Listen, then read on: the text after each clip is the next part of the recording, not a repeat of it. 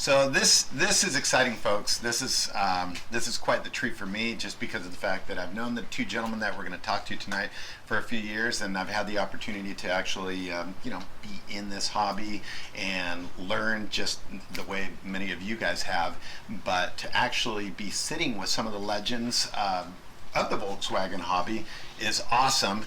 And today we were actually going to go ahead and do our podcast. So welcome to podcast number 2.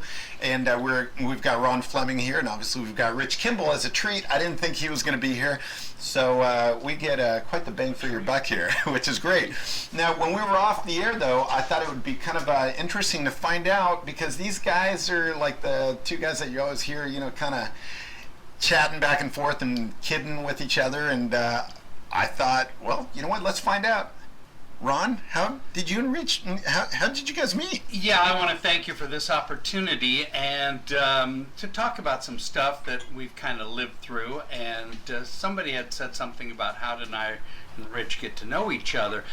I'm going to tell you a little story. It's not actually the very first time we got together, but it's a pretty good story. He was a member of Newport Beach Volkswagen Association, and this is going back a lot of years. I was a member of Decliner Panzers, and there was a car show coming up, and it was at, I believe, Renfrey Motors on the roof of the building. Oh, wow. And it was put on by DRF, which was Der Rennwagen Führers. Wow. VW Club of Orange. Anyway, I showed up. I had a black 56 oval window, which was kind of a cow looker. It was an early cow looker. And Rich had a green, and I'm not going to be 54 sunroof. Okay. And he entered the car show, and we were both in the same class. And we had known each other just a little bit over maybe a couple of years before this show, or whatever. It gets all gray as we get grayer. So anyway, I won. and he thought, not so violently, it was just a casual thing. Well, you know those guys, they're another Cadillac club, so obviously they favored you, and of course my comeback was, no, they favored good taste. Oh, man. So over the years we've kind of had fun with it. It was not mean or anything, but it was fun, and from there, at least from my standpoint, began a great friendship. Rich is very well known for being the vintage guy, for having a wonderful business, the Ovals Only business. That's his passion. For putting on some fantastic events for many, many years. I, on the other hand, was not a founding member, but an early member in DKP, and kind of well known for changing the focus of the club from just a pretty social club to an out-and-out drag racing club with a whole look that we call the cow look.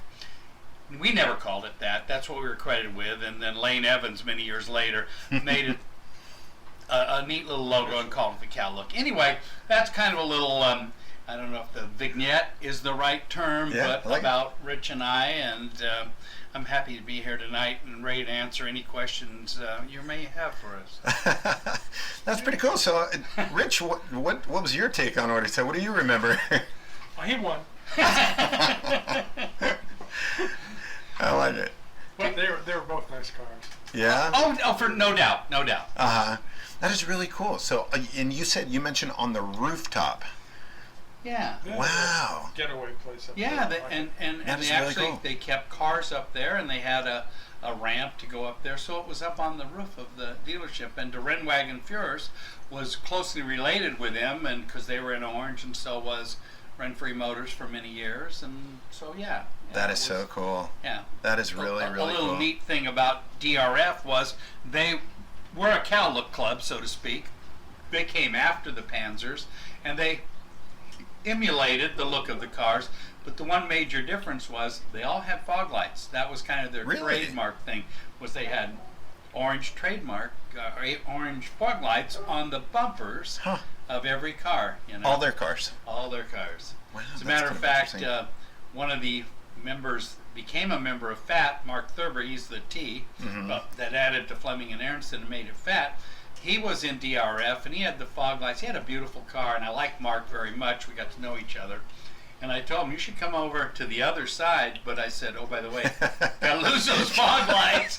And he eventually did, and he made Fleming and Aronson FAT. Oh, that is very cool. So that's how you guys came to meet. Yeah, we. I was going to ask you that because a lot of people always think of what is FAT, and then obviously you start doing the math and putting the names together. I was curious, for all the listeners and people that are actually watching us, how that came about. So. Yeah, we began as Fleming and Aronson High Performance, F&A, some people called it, and we had some drag race cars, and we decided to go to Mexico City, and we had gotten to know Mark real well. By that time, he's a member of the Panzers. So we said, hey, can you run the shop? We'll be gone a week. Gosh. Wow. Turns out we were gone 22 days. You know how Mexico is. Oh, yeah. Mañana. Yeah. There we go. We had a really good time. I love it. That's a story for another time. But we did enjoy ourselves, and we got back, and he did a really good job, so he became the third letter, and that became Fleming, Aronson, and Thurber. We actually have T-shirts that say that, and I thought, that's a law firm, Fleming, Aronson, and Thurber. That's not it. I went F-A-T. We'll be FAT, and it kind of stuck, so that's how that happened. In what year was that? Oh, boy. That would have been about 71, I think. Wow. Early 70s, 72, maybe. And the location was the same one in Orange? It's probably more like 75 or 76, I think. Okay. And was it at that location in Orange? We were in Anaheim. Oh, really? Yeah. Okay. We began on Howell Street, which in a little industrial park, oddly enough, across Catella from the Anaheim Stadium. So we were in the Stadium Industrial Park. Oh, no way. And the first location was 1,000 square feet, and I was really upset because 250 feet were office, and I go, we don't need that much office. We just need a place to work on motors, and because we started out, we did street cars and drag race cars. That was our game, We later on became big in the off-road racing world, but yeah, that was later. But beginning, we were hot rod street cars and drag race cars, VW. That's awesome. And we were just across the way from Mike Livey Funny Cars and the Oku, I can't remember the other guy's name, and Racing Beat. So there was a lot of performance stuff going on in that Stadium Industrial Park. In the 1971, July, we opened. Wow, that is cool. Then we moved to the back, and we moved from 1,000 square feet to big time, 2,800 square feet. Look at us. And we were there for a number of years, and then we moved up onto Gliselle in Orange. And up there, we got a new neighbor after a while, and that would be Mr. Kimball and VFY. Wow. Yeah. Well, so wait, you guys were next door to each other? Yeah. When we opened BFY, which would have been 83, they were already in the second next door. One building, all around the middle. But you guys already knew each other before then, right? Yeah, okay, yeah. So, very cool. Did you know he was coming, or? Yeah, we talked about it. As a matter of fact, another fun little story. Fat Performance provided all the compressed air for you. We just drilled a hole and stuck a pipe through the hole and tied into our compressor system, compressor. which was fine. It worked great. It. Yeah. Worked our hoist, everything. That's cool. That's the Volkswagen community, huh? It is the Volkswagen community, and it's funny you should say that, because the one thing I come away from all these so many years of being involved with Rich and so many of the great events that he puts on, and racing, and the vintage people, and the bus people, and it doesn't matter what genre you're into in Volkswagen. It's like, I always say this about cowlick people, if you're a cowlick guy, you're just a cowlick guy, Well, if you're a Volkswagen guy, no matter what you're into, you're a Volkswagen guy, and that means, for the most part, you're reasonable, you love people, you love being involved with other people, you love your car madly, and it's more than just a business or an interest. It's a lifestyle.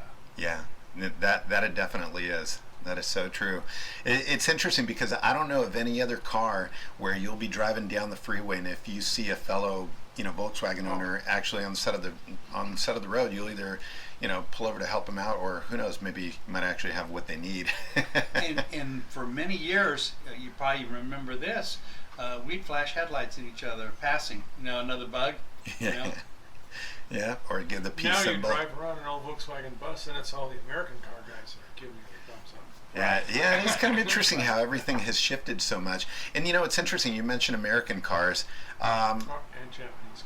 And Japanese cars, huh? No, but I got a question for you, Ron. What was your first car? My first car was a 53 Dodge straight six. It did not run. I bought it for $30. $30. And made it run. Okay. I had that car for less than a year. It was my very first car. I was 15 and a half. Then I bought a 54 Volkswagen. Oh, wow. Yeah, a black oval window with red interior. Because how much? How much? Rich just yelled. It was okay. So let's think about this. I was 16. I was born in 46. So what's that? It was around 62. Okay. So it was only it was like 8 years old. Yeah. Okay. But I bought it in a used car lot on Harbor Boulevard for $475. No way. No, yeah. And it had like 30,000 miles on it. And it was I bought it because I was going to school and I wanted to get good gas mileage and all that kind of stuff. And had it for a little while, and then I got tired of how slow it is. This is kind of jumping a step here. So in 1965, I had worked really hard painting roof jacks on houses, new tract homes. Huh. I had a friend whose dad was a painter, and we would go and throw a ladder up on the end house, and there'd be like 150 homes, and we'd come to the top and we'd put a mat around, what a roof jack is, a vent or a fan thing, and we'd paint them either an ugly adobe pink color or a gray. So we'd paint them, throw the ladder like a bridge, go across, paint the next one. There'd be like anywhere from 7 to 9 to 10 roof jacks, and go down, down, down. And in one day, we'd paint 150 of them. Oh my About gosh. $5 a house. Oh. So all of a sudden, think about how much Yeah. money that is. That's like $750. $375 a piece. We did it Saturday and Sunday. I did it for like 6 weeks in summer, and all of a sudden I had money, and I bought a brand new '65 Mustang, 289 hypo, red line Tiger Paw tires, Borg Warner T10 4-speed, all the hot rod stuff. It was $3,105 out the door. Wow. I had it for a couple of years, crashed it. Oh no. Loaned it to a friend. I didn't crash it. He loaned it. So I got rid of it, got another Volkswagen. Then I decided that thing was too slow. And what year was that one? The second one that you got? Another 54. Oh, really? Okay. Yeah. Okay. That was too slow. So I started working on it, and I got it running pretty good. I put Corvair pistons on it. I put a Holley 2-barrel carburetor, not the bug spray, just a Holley 2-barrel. Mm-hmm. Got a manifold I got from, this is early Impy days, got a manifold from Impy. Ran that for a while, sold it, bought my DKP car, a 56 black oval window, again with red interior. Took it down to TJ and got black Tuck and roll. Tuck and roll. Love Yeah, it. yeah. Funny story too. Leaving TJ or Mexico and getting on the freeway through San Diego, you roll the windows down, and the headliner, because it's such heavy material and wasn't perforated, would come down on your head. And I thought, oh no! But an upholstery guy back here showed me how to put little holes in it so it would stay up. It wouldn't get sucked down by the wind, blast through it. That's awesome. And in between, I owned some other different cars, but they really don't relate to that was really the beginning. Was that 56 oval window, and then I got into DKP with that. That's great. And never looked back, So.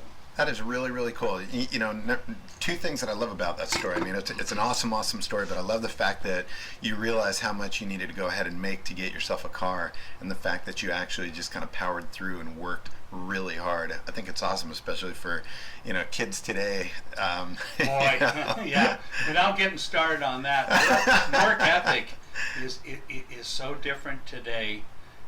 Having had a company and having employed young people, and you almost get the impression that a lot of these young people think that you're owed that job, and I never felt that way. And Rich is the same kind of way. He had his store, he made it work, he sold it, he bought out the events from Vic Wilson, took them over, and made them work. 0.6 liter motor, dual side drafts, and this guy left me like I was standing still. And then later on, I had to go up to him and find out what's in there. Of course, Porsche 6. Yeah, and I thought, awesome.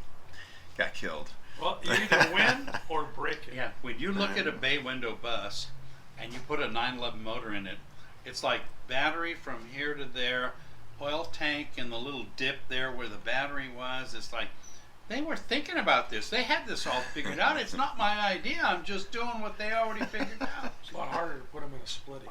Yeah. Yeah. Oh, yeah. Yeah. Yeah. Yeah. Buses. I have a Vanagon now, and here's an advertisement for, if you drive a split window, it's cool. It's bitchin'. It has this mystique about it. But you jump into a bay window, and all of a sudden, everything's better. It handles better. The brakes are better. And then you get a Vanagon, and you go, yeah, Germans. They had it right. It handles better. It's easier. Goes along with your age. Yeah. That's right. That's exactly right. I have all three. Nice. Yeah, that's true. I can drive either ladder there, step. That's funny. Yeah, because the periscope panel, does that have an Ocrasa in it, or no? It's 36 horse, right? We don't know what's in that. It's a 36 horse. Okay. And that bus, I bought that bus from Eddy Collins. Oh wow. Who bought it from Charlie Hamill. Charlie sold something? Some iconic names. Charlie in Hamill traded a set of safari windows for it. No way. But it went all the way back to Vegas, and I looked at that bus. Back in the day, it was in sort of like, I want to say it was an ex-wrecking yard, because like it wasn't open, it was closed, but there was a bunch of cars in it, and it was right next door to the Las Vegas Speedrome, the old drag strip that was on the other side of the freeway from where the new thing is now. And that bus sat out there on blocks. And I asked a couple people back then, what's that bus out there? You could sort of tell it was an early one, because it's 57, right? 57. Yeah. It had little taillights on it. But it was sitting on blocks because they'd taken the drivetrain out of it for a dune buggy or something. That happened a lot out there. And a couple years later, some of the guys in the Las Vegas club, some of those kids got the thing out of and got it, and they towed it. They towed it up to Sacramento and sold it to Dave. You're gonna have to help me on that. Dave Hurd? Dave Hurd. From Soto days. They sold it to Dave Hurd.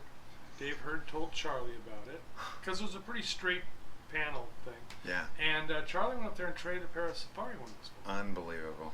And then they drug it back down to Charlie's shop, and Charlie convinced Eddy that he should have it at Economy. And so Eddy bought it and paid Charlie to make it run, and that motor came out of a bus that Charlie had that was a Max TV bus. It was a yellow 56 or 7 panel, said Max TV and painted on it, and he was doing something else with that, and the motor wasn't original to either bus, so he took the motor out and stuck it in what became the periscope bus. Oh wow. And I have no idea what it is, except it's totally converted over to 40 horse, late 40 horse heater boxes and fan shroud for better heating. Okay. And there's a lot of little minor trims and things to make that work. It just doesn't bolt together. And then it has barrel spacers. So it has a Porsche or a Corsa something crank in it. Otherwise, it's all stock config, stock manifold, single carburetor. Interesting. But it's always ran well. And Charlie has always sworn that, if anything ever goes wrong with it, he gets to take it apart and see what's in there. That's funny. But as of today, it's been in there since '94. So, Unbelievable. I've been in there for 25 years or so, and Yeah. it still runs. Wow. So- wow. I built Mr. Kimball's first hot rod motor, Oh yeah, that's a whole different story. and I built That was in my the Zwitter. best running 36 horse motor he ever had in a stock motor sense. I'm not just a hot rod engine The one we builder. sold. That's correct. Okay. And you said, I almost hate selling Those that two car 'cause incidents. it's the best Those running two incidents were 45 years apart. And I Wow. also, in between, in the middle, I built his water boxer motor. Oh my Which- gosh. I think is still running. Fixed a few more things. I heard those are That's the Like Vanagon. a headache. Yeah. Yeah. Well, They're different. they're Yeah. different. Yeah. They're different. But no, the performance motor story was probably Oh God. it's I go by, was it before I was married or after I was married? This is before I was married, so that puts it pre-70. 70. Yeah, okay. Pre-70. So this is I late- worked for and ran the shop at Jeanberg Enterprises. He ran Jeanberg Enterprises, and I went to Jeanberg Enterprises and ordered a motor that him and Aronson put together Yeah. at Berg's shop, and it was a like a. And was it bigger than a 1600? I don't know if it was. Yes, Yeah, it might have been yes. 1800. It was 1800. And it was a bug spray motor Wow. Single that two actually barrel. worked, but you had to take a 300 and a 500 and mix the parts and throw one away and end up with one that worked, right? Yeah, I Okay. knew how to do it. And it was a cool motor, and I had it in a 52 sunroof, Zwitter, split window, oval window. How cool. Yeah, yeah. And then I put it in my bus because I sold. Yeah, that'd be another story. But I sold this Zwitter to Ed Roth with a stock motor in it, Uh-huh. and I took that motor and I put it in my bus, and that motor. We went on our honeymoon. When we got married, we went on a honeymoon to Mexico, of course, Uh-huh. in a camper. To go get more parts? No, I'm this kidding. this was pre-parts. Uh-huh. This was still back in surfing instead of parts. No, we It's- drove that motor. It was a great. It was It's a great just motor. very interesting how, being friends, how our lives intertwine Oh, through, yeah. Volkswagen. yeah, Yeah, through, that's crazy. through whether it be vintage or hot rod stuff, because we're very focused in the events, or at least I am, on the drag racing side of it, and I think that over the years we've elevated that to be probably the premier series. The periscope racing series is well known, and it's we have fantastic award ceremonies and points championships and good people involved, and that I think that's really the key in this whole thing, is that VW nuts are usually good people, and so you put them to work at doing something, and you get a good job, and the event Yeah. is fantastic because of it. So. Well, it's interesting. To your point, it reminded me of a quote that Walt Disney once said, and basically he said, "You could build the most wonderful thing in the world, but it takes people to run it." And I think that is definitely the common denominator when we're talking about Volkswagens. That's what we've proven tonight. It's obviously good people like you guys, but it's interesting just listening to the stories that you guys have. I mean, we could be here for hours on end and listen to stories over and over and over. The Volkswagen is just it's not like some guy buying his Prius to drive to work every day. Yeah. Oh God, don't get me started. I was, Yeah. it's just the car is, you're just sort of in love with the car, and then the history. I mean, I collect model toys and other parts of the hobby other than drag racing, but all of it. Yeah. And lots of people that you've met over the years, these still, Yeah. Oh, I know. It's incredible. And by the way, the rarest of the rare column, Yeah. I'm proud to say that I was in there once, under your column, so which is pretty cool with my rare match, the panel bus filled with all the matchbooks. Yeah, with the matchbooks. Yeah, That was a cool bus. Yeah, You still have in that? fact, yeah, I do. And what's really interesting is it's in my will even that it goes to Charlie if anything happens to me, because he has one of those matchbooks, and I have the the panel bus from Kelly Volkswagen, I think it's called, the amazing Volkswagen from the dealership back east. I've got Yeah. a pack of the matches. Well, you know what's I don't funny? have the holder. I remember I used to go to the Orange County to the swap meet, and not the new one, but the one in the back that you always have the used stuff. And there was some guy that I was always buying advertisements from, and it was really funny because I remember seeing a guy there, and he said to me, he goes, "I've got something really cool for you." He goes, "I'll bring it next weekend." I went down there, and he took out the panel bus, and I had a Dove Blue panel bus. And then I opened this thing up, and it's filled with matchbooks, and you open it up, and there's barn door buses. I'm going, "This is nuts." And he goes, "Yeah." He goes, "I'm going to have to charge you a premium for that." And I said, what are we looking at? And he goes, $25. Shit. Yep. A premium. But I made it into your column, which is great. So awesome. Well, anyway, hey guys, like I said, I know that we could talk on forever, but number one, I want to thank you guys, for taking the time to be with us, but definitely thank you from the bottom of my heart and from Rich's heart, from everybody, for everything that you guys have seriously done. I mean, with all the sincerity, man, it's really cool what you guys have done and what you continue to do, because not only, do you guys inspire with your stories, but you guys continue to still do stuff. I mean, when you're talking about, "Hey man, I'm still racing, I'm still doing this." I mean, it really gives people a lot of motivation, a lot of hope, that there's so much more left out there to still be discovered, to still do, and dreams to be made, into realities. And I just wish you guys many more years of Volkswagening with everybody. And I think everybody that gets a chance to actually see you guys go up to you and shake your hand and thank you guys. So Well, thank I you, appreciate guys. it very much. Fantastic. It's good to be here with my old buddy, and look out, Australia, I'm coming. Awesome. You're in trouble. Awesome. Thanks, you guys.